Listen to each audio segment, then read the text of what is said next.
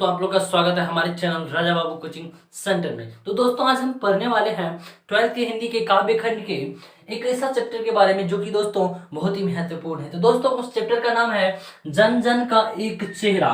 और दोस्तों, जिसके लेखक है दोस्तों गजानन माधव मुक्तिबोध, जिसके लेखक है दोस्तों गजानन माधव मुक्तिबोध। तो दोस्तों, आज हम पढ़ेंगे गजानन माधव मुक्तिबोध जी के परिचय इस वीडियो में। तो दोस्तों, आज आप लोग को सिर्फ परिचय पढ़ाया जाएगा और इसका सेकंड पार्ट आएगा। तो उसमें दोस्तों आपको ये जो कविता है इसको एक्सप्लेन कर दिया जाएगा। तो दोस्तों, आज हम पढ़ेंगे गजानन माधव मुक्तिबोध के परिचय के बारे में। तो चलिए दोस्तों, बिना किसी टाइम वेस्ट के चलिए क्लास स्टार्ट कर लेते हैं। तो दोस्तों चलिए, आज पढ़ेंगे गजानन माधव मुक्तिबोध जी के बारे में। तो चलिए स्टार्ट करते हैं।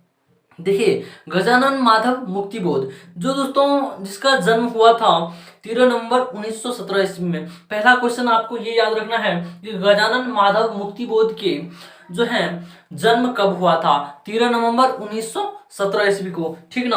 और दोस्तों, इसका निधन कब हुआ था। निधन का अर्थ होता है दोस्तों मृत्यु या देहांत, तीनों एक ही चीज है। तो दोस्तों, आपको तीनों ही बात याद रखना बहुत ही जरूरी है। तो दोस्तों, क्या क्या बात याद रखना है आपको कि देहांत या निधन या मुक्ति, तीनों एक ही चीज है दोस्तों। बस आपको लैंग्वेज अलग अलग दिया रहेगा कि गजानन माधव मुक्ति जी का निधन कब हुआ था, देहांत कब हुआ था या मुक्ति कब हो गया था। तो दोस्तों, तीनों का एक ही आंसर होगा 11 सितंबर 1964 ईस्वी। चलिए आगे पढ़ लेते हैं। गजानन माधव मुक्ति जो बोध जी का जन्म स्थान कहाँ है। तो दोस्तों, गजानन माधव मुक्तिबोध का जन्म स्थान सयोपुर जो कि ग्वालियर के मध्य प्रदेश में है, ग्वालियर मध्य प्रदेश में है। तो दोस्तों, गजानन माधव मुक्तिबोध जी का जन्म स्थान कहाँ है। दोस्तों, गजानन माधव मुक्तिबोध जी का सयोपुर जो कि दोस्तों ग्वालियर के एक मध्य प्रदेश राज्य में है। तो चलिए आगे पढ़ते हैं। गजानन माधव मुक्तिबोध जी के माता जी का क्या नाम था। दोस्तों, उसके माता जी का नाम था पार्वती बाई। और दोस्तों, उसके पिताजी का क्या नाम था। उसके पिताजी का नाम था माधवर राज मुक्तिबोध। याद रखेगा, ये दोनों क्वेश्चन आपको बहुत ही महत्वपूर्ण है। तो दोस्तों, गजानन माधव मुक्तिबोध जी के माता पिता का क्या नाम था, पार्वती बाई एवं मध्वराज मुक्तिबोध। तो चलिए आगे पढ़ लेते मेरे भाई। गजानन माधव मुक्तिबोध जी का शिक्षा कब प्रारंभ हुआ, क्या हुआ, नहीं हुआ, उसके शिक्षा में क्या हासिल किए, वो अपना कब तक पढ़े। चलिए आगे इसी शिक्षा में पढ़ते हैं। तो गजानन माधव मुक्तिबोध जी का उज्जैन जो कि विदेशी के अमजावाड़, सदारपुर आदि स्थानों पर प्रारंभिक शिक्षा स्टार्ट की गई थी। यानी कि जब हम प्रारंभ में बच्चों में जब पढ़ते हैं तो उसको प्रारंभ शिक्षा उज्जैन, विदिशा, अमझरा, सरदाईपुर आदि स्थानों से ही उसकी प्रारंभिक शिक्षा प्रारंभ की गई थी। तो चलिए आगे पढ़ते हैं। 1930 में उज्जैन के माधव कॉलेज में ग्वालियर बोर्ड की मिडिल परीक्षा में असफल, यानी कि दोस्तों असफल का अर्थ होता है फेल। याद रखिएगा, असफल का इंग्लिश होता है फेल। तो फेल तो आप समझ ही गए होंगे, और नहीं समझे तो भी समझ जाइएगा। आगे चलिए। और पुनः दोस्तों माधव कॉलेज और ग्वालियर बोर्ड में उन्होंने असफल रह गए, फेल कर गए। और आगे देखिए, आगे क्या कहता है। देखिए आगे कहता है क्या कि पुनः 1931 में सफलता प्राप्त की। और फिर दोस्तों 1930 में जो एक बार फेल हुए, उसका फिर उन्होंने एग्जाम दिया और 1931 ईस्वी में सफल हो गए, यानी कि पास कर गए, जो भी बोलिए। और 1935 में माधव कॉलेज के इंटरमीडिएट जो कि दोस्तों इंटरमीडिएट का अर्थ तो आप समझ गए होंगे कि इंटर में जो रहता है, जैसे हम आप लोग हैं उसी तरह इंटरमीडिएट। और साथ ही साथ 1937 में इंदौर के होलार कॉलेज में बीए में असफल हो गए। दोस्तों 1937 में एक बार फिर से वो फेल कर गए। और दोस्तों, जो कि इंदौर के होलकर याद रखिएगा, इंदौर के होलकर कॉलेज बीए में असफल कर गए। और चलिए आगे देखते हैं। पुनः 1938 में फिर उन्होंने एक साल के अंदर ही सफलता प्राप्त की। जैसे 1930 में फेल कर गए और 1931 में इंटर में सफल हो गए, इंटर में नहीं मिडिल परीक्षा में सफल हो गए, ठीक ना। और उसी तरह फिर 1937 में बीए में फेल कर गए और 1938 में उन्होंने अपना एग्जाम निकाल लिए। और 1953 में नागपुर विश्वविद्यालय में हिंदी से एमए किए। तो दोस्तों 1953 ईस्वी में हमारे जो गजानन जी थे, और दोस्तों देखिए नाम भी कुछ ऐसा ही, गजानन जी जो थे यानी कि गजानन माधव मुक्ति बोध। देखिए एक बात यहाँ से एक बार और ऑब्जेक्टिव निकलता है, आप थोड़ा ध्यान दीजिएगा। देखिए गजानन माधव मुक्ति बोध, तो दोस्तों आपको दिया रहेगा गजानन गजानन जी ही, ठीक ना।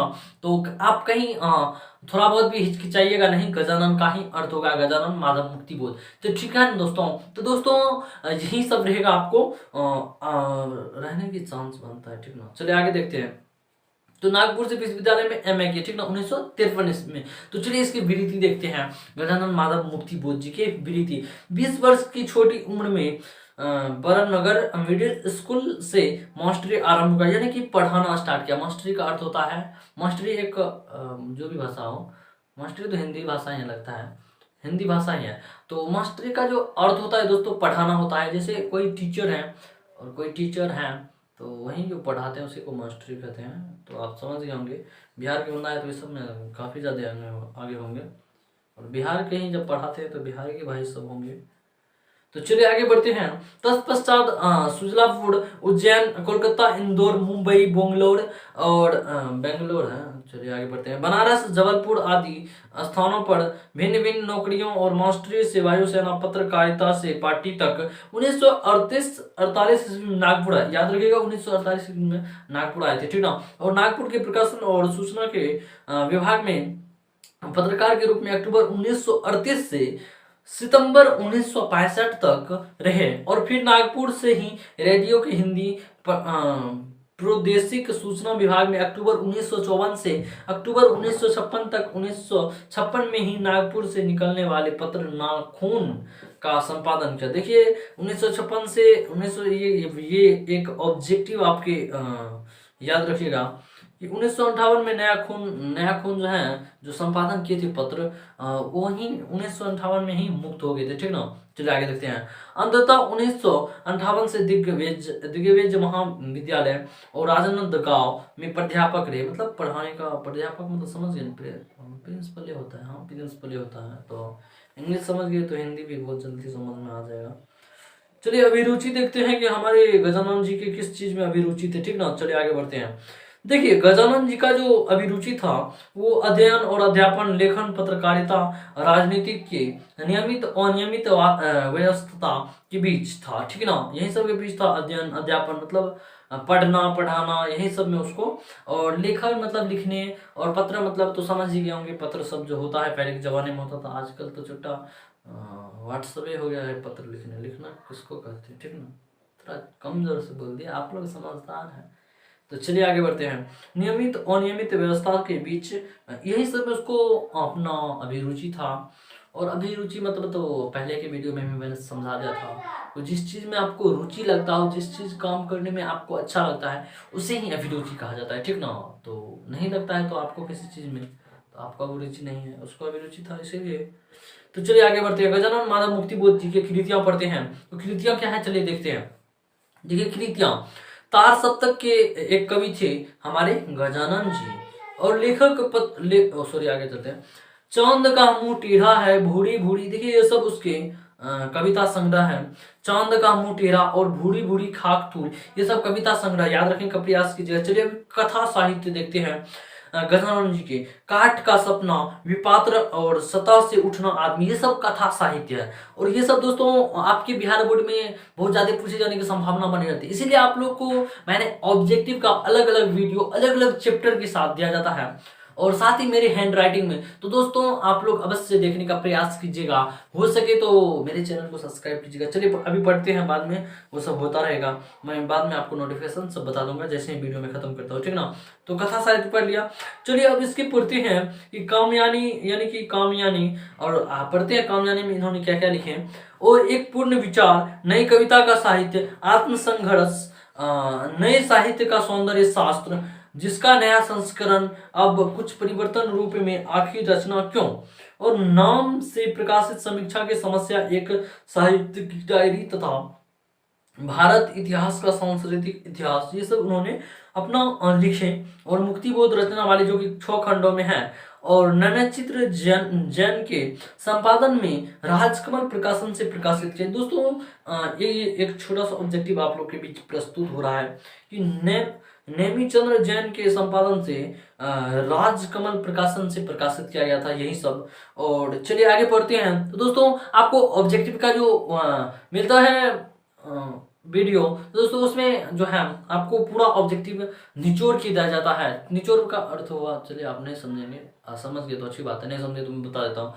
एक एक ऑब्जेक्टिव निकाल के दिया जाता है, बुक से भी और दूसरा बुक से भी, मतलब सब अपना मिक्सचर रहता है, और साथ में कुछ मेरे माइंड से भी। तो यही सब रहता है। आपको ऑब्जेक्टिव में बहुत सारी फायदा होता है, तो ऑब्जेक्टिव पढ़िएगा और साथ में चलिए अब आगे एक्सप्लेन करने की जरूरत नहीं है, मैं पढ़ के सुना देता हूँ, ठीक ना। तो चलिए, गजानन माधव मुक्ति बोध जी 20वीं सदी के उत्तरार्ध के हिंदी के प्रमुख कवि, चिंतक, आलोचक और कथाकार हैं। और उनका जन्म मध्य प्रदेश में हुआ था, किंतु वे मराठी थे।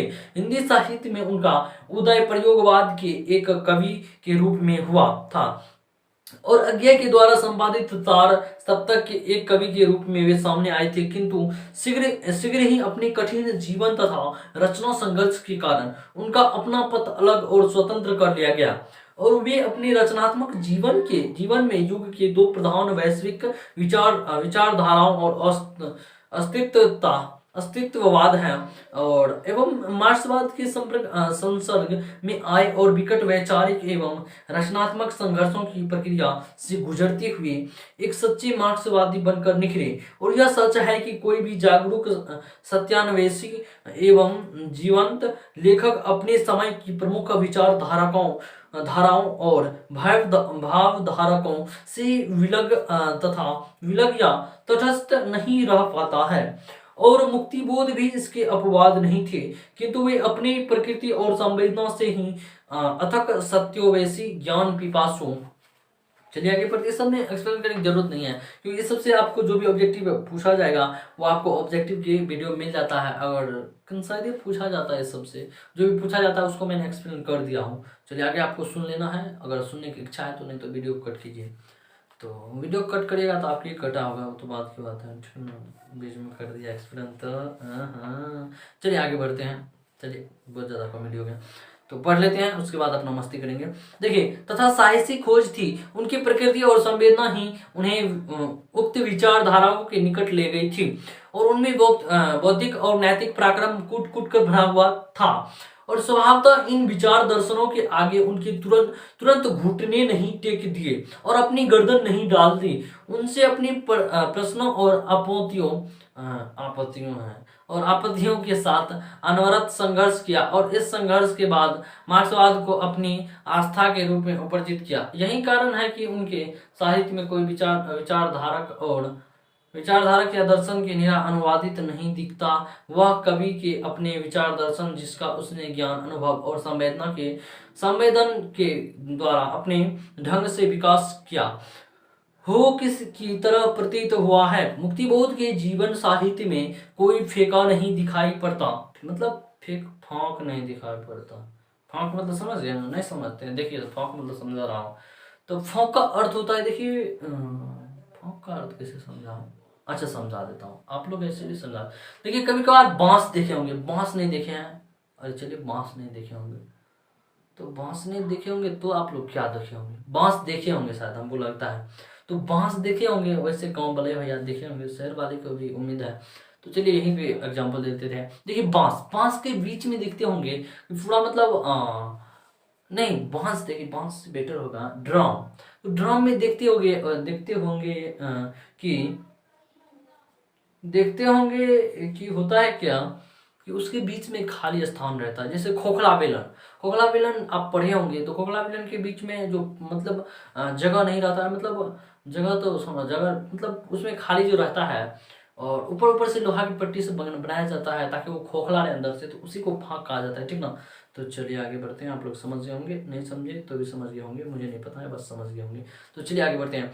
उनका जीवन और साहित्य दोनों अक्स और एक दिखाई पड़ते हैं, और स्वभावतः जीवन मूल्य और रचना मूल्य भी हैं, एक ही है, सॉरी। तो चलिए, मुक्तिबोध ने अपने जीवन से ही रचना की कीमत चुकाई।